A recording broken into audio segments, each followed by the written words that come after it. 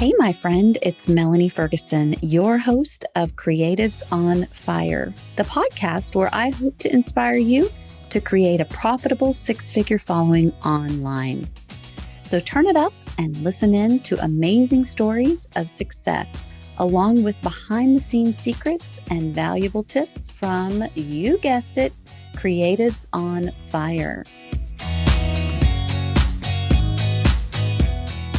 Welcome back to the podcast. This week, it is my pleasure to introduce you all to Christina Muscari. She is the brains behind the brand of Pretty Distressed. She is not distressed at all. She has actually grown an amazing following of over 1 million people across platforms. Christina, welcome to the podcast. Thank you, Melanie, for having me. I'm excited to be here today. I'm so excited to have you because we have so much we can learn from you. You have over 500,000 people over on TikTok, which is, of course, the latest and greatest. And in the meantime, you've gone and grown almost 500,000 on both IG and YouTube. Tell us a little bit about what worked for you best and why you started where you started. Well, I did start blogging. I started with a website and Facebook because that's what everybody was doing back then. That was in 2013. And because I'm a furniture painter, that's mostly what I do is furniture refinishing and furniture makeovers for Pretty Distressed. It just worked better doing a video. So I tried to, put a video together and show people what I was doing along the process. And back then I was hosting on Blogger, which is all seamlessly run through Google. And so I could host YouTube videos really easily on there. So I started a YouTube channel there, not intentionally thinking I was ever going to do anything over there, and hosted those on my blog. And those videos just kind of started taking off. I wasn't doing them consistently. I wasn't doing them often. I was a stay-at-home mom, and this was just like a side gig that I was doing. And those YouTube videos really picked up. So I started putting all my efforts into YouTube about 2.5 years ago, going full time there. And that is honestly what has grown my audience to where it is. It was from YouTube that my Instagram finally started growing. And then I took the content that I had on Instagram, put it on TikTok. That kind of exploded as well. So the big thing for me that I have been able to grow my audience with is YouTube. And everything else kind of stems from that now. So it's kind of like a social media waterfall. I think I'm gonna term that Pretty a social much media waterfall. Yeah, and I hung in on Instagram for a long time, but my video content always just performed a lot better. But now that Instagram is shifting to more video content, I was able to take the things that I've done on YouTube and repurpose them. And so that is where I have seen just like an explosion of growth over the past 1.5 years, that Instagram is really pushing my stuff now because they're becoming more than a photo sharing app. They really are becoming like a video content app. So it's good to be in different places and not give up on one, even though you don't see a lot of traction on it. That is very, that's wisdom right there. So don't give up on your platform just because it's a slow grow, because you never know when they're going to shift. And then all of a sudden your content is relative. So when you're on YouTube, you said that helped grow your Instagram. Is that what you were referring to? Or was there any other secret that you did on YouTube that grew your Instagram following simultaneously? It was slow going. People did like my pictures, and I showed up on stories, obviously, because that's the easiest way to really interact and really build that base of people that are coming back to see your stories every day, that feel like they know you, that feel like they're having a conversation with you. And you can't do that stuff as well on YouTube. They do have a story feature, but it's not utilized as much as it is on Instagram. So I always showed up there. But yeah, and I always put like, this is my Instagram handle on all my channels. And I think it definitely was a lot of that traffic in the beginning coming from YouTube to Instagram. But now that I do have a wealth of videos on Instagram is pushing my content a little bit more than they used to. Okay. And so over on your YouTube, since that is your wheelhouse, how did you feel about sharing other social media platform links in your descriptions? Did you share all of the places or just the Instagram, and why? I share all of the places, but the one that I would highlight a lot was Instagram, just because that was like, the favorite that everybody wanted to be on. I don't, I still am on Facebook and I have a solid audience over there as well. But when it comes to working with brands, they're just not as excited about Facebook. So I keep it there because I know that some of those people, that's the only place they're watching me on. But when it comes to like really thinking about monetizing your platforms, I think Facebook is kind of the hardest one to get brand deals out of. But they are doing a better job at pushing their video content on Facebook, and they are monetizing that with advertisements now. So if you were putting out the type of content that I put out, it is an additional opportunity for you to be monetized on the different platforms as they're pushing out ads in videos everywhere now. Right. And you can be everywhere, but you suggest maybe starting with one, getting it going, and then doing this maybe like repurposing of your content. Tell us how you repurposed your YouTube video to fit Instagram. Absolutely. I think, yeah, you need to pick your favorite one, if that makes sense, not the one that you think is going to make you the most money, like the one that you actually enjoy doing. Because at the beginning, none of us are making money doing this. We're just not. It doesn't happen overnight. It takes slow and steady consistency, showing up and doing something before somebody wants to pay you for it. So I just loved the video format. I loved learning how to edit. And I got positive response from what I was putting out. And I honestly love the really, really long format of YouTube. The longer your video is, the better it does. And I'm a type of person that I love lots of information. So that is where I saw the most success, because that's where I was putting the most effort in. But I do save all my clips. I save all my video footage. So as these more, fast, these reels are coming out, these 15 seconds, these 30-second things, I'm like, how am I going to show a makeover in 30 seconds? So I just got real creative, just clipping clips together. You have to change the format. Of course, it's vertical versus horizontal. So I had to make sure that I had enough wide shots in some of my footage to really zoom in and do quick shots of, for reels and for TikToks. But now as I'm doing a project, I film both ways so that it makes it a little easier for me. But I had all that footage banked from my YouTube channel to see, like, do I like doing reels? Do I like making TikToks? And yeah, they're fun. It's a totally different thing. It takes a lot less time, but you got to use different creative juices than you use when you're making a long format video.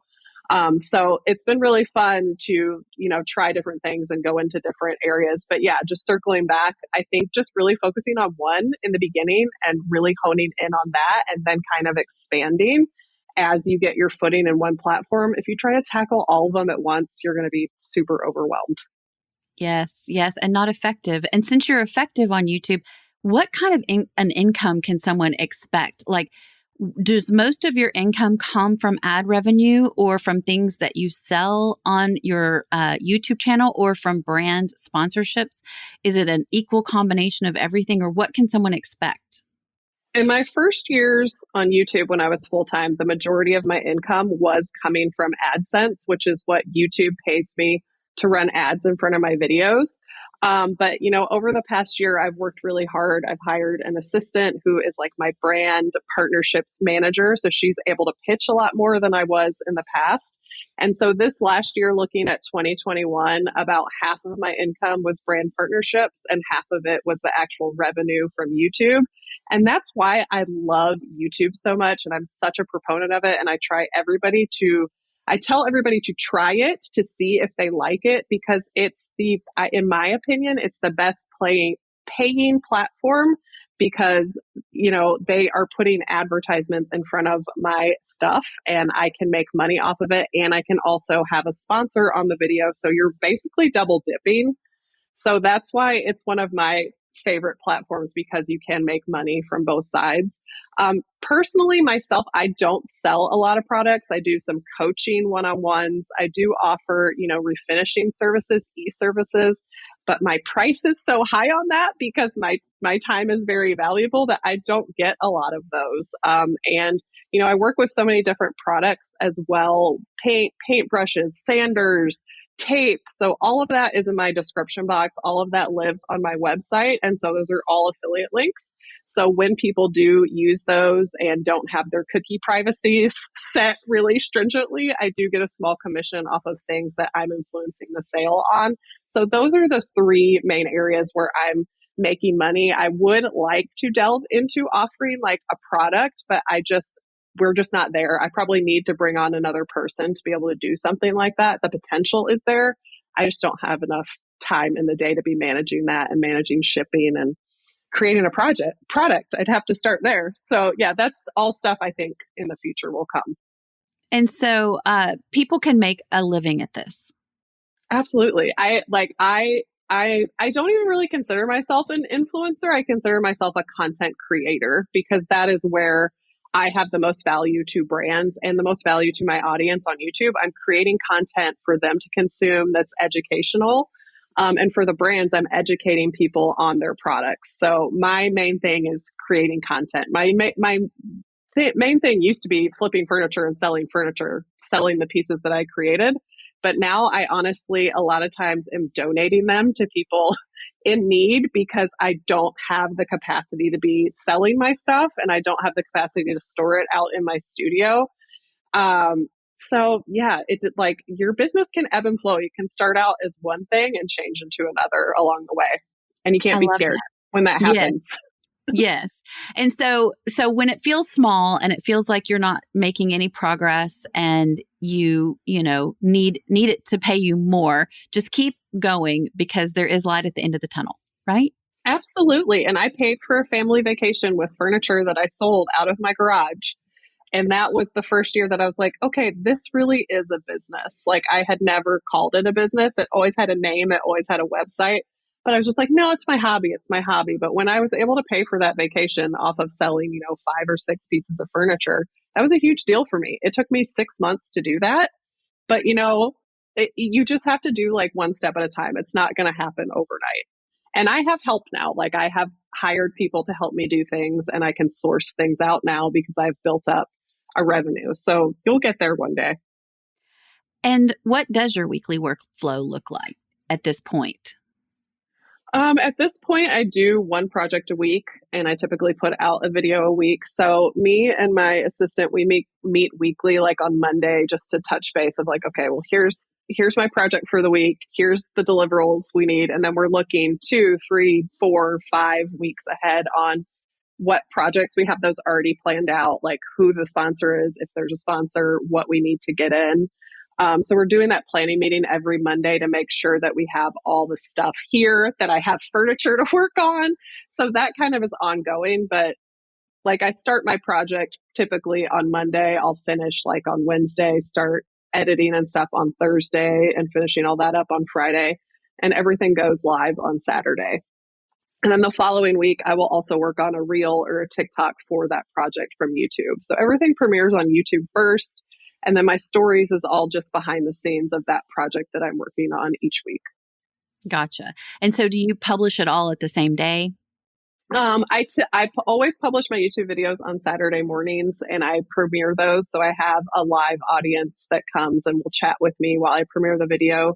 And I also, through YouTube, I have memberships. And so I have like a core group of people that, they have a little badge by their name and they get to use special emojis in those live chats. So it's an event when I do a video. I don't just like throw it up there. It goes up every time, the same time every week. And we do like a premiere and a chat with it as well. How fun. And then that same Saturday is when you publish your Instagram reel and your TikTok? I publish an Instagram static picture of my piece that day, but then the reels typically don't go on till Tuesday or Thursday. And we also take that long format video on YouTube and we will eventually put it on IGTV and we'll put it on Facebook. But that all happens like a week or two after it premieres on YouTube. So again, like YouTube is like my core audience. It's like you're eventually going to see my stuff everywhere else once we funnel it out. But every Saturday, that's the first place you're going to see like a Christina Muscari furniture makeover. And so I love that everything kind of just still stems out of YouTube because it's my main jam. It's what I love. I love it. And it shows, right? And it always shows. I think so. And so when you are just getting started and you don't have an assistant like Christina has built herself up to have, you can have this weekly meeting with just yourself and make sure that you have like a content calendar and you know exactly what you have planned out for several weeks in advance so that it's not so overwhelming when you sit down each week to make this weekly video for your channels that you already kind of have a plan in place. Let me ask you, Christina, I know that it was hard in the beginning. You said you were a new mom and you were just doing this as a side gig. How did you stay focused? What distracted you and how did you stay on track? I mean, I always came back to it, but there were seasons where I laid it down because it wasn't my main focus. I wasn't having to do it to make money. So I know I was in a really unique position where I was always supported by my husband and he was always like paying the bills and keeping the lights on. And he also traveled and I was a stay-at-home mom to 3 kids.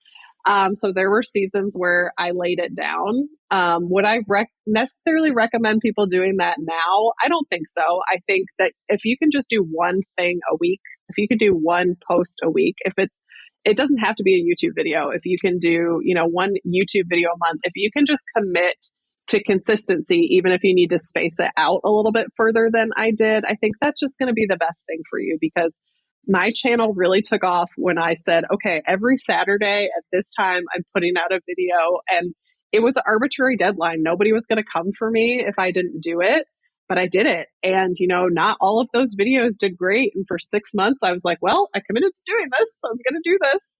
And, in was it 2020? Yeah, in 2020 in February, things just clicked in for me. So you have to give yourself like that amount of time to really be consistent and really show up and not just say you're going to do things, but do them. Because that's when things clicked for me. But if you're in that season where it's like, Christina, I just can't be consistent. Well, maybe it's not your time yet. Keep dabbling, keep growing your skills, do stuff when you can. But if you really want it to go to the next level, that consistency is so key. Yes, yes. And I have to second that because a lot of these platforms are a slow grow and a lot of them have put down all these new algorithms that are going to consistently continue to come at us and change the game completely. So, being here for the long run is, if that's where you want to make your living, then that's what you have to commit to, I guess. So, what advice would you give yourself back when you were just sitting at, you just got monetized on YouTube and, you had less than 10,000 followers? I think, to that girl, I would just say it doesn't matter what people think about your work. Just be authentic to yourself and show up. Because in the beginning, I was really terrified at every comment that came in and I wanted to defend myself and I would let it bring me down. And I think that's the hardest spot of being, in social media. That's never going to go away. It doesn't matter how big you are.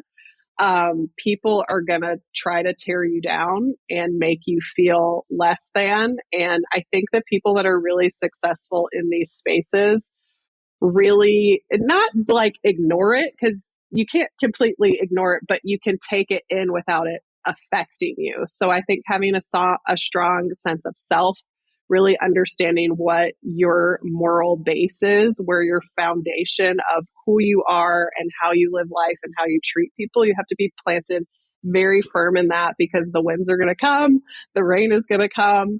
And can you stand firm in what you truly believe in and what you truly believe in yourself? So I wish I could have learned that a little quicker, but now I can encourage people moving forward that you're enough, I guess, is what I want to say. I love that because I didn't think it was possible, Christina, but I finally, after however long, got an actual negative comment on a blog. Like, I get those constantly on Facebook. You expect it on social media, but on a written, like someone had to actually write something on your blog to be ugly. And so I was really shocked. But yes, I was already experienced with the hate, messages, and it's just part of it. It's part of it. Mm-hmm. Unfortunately. Yep.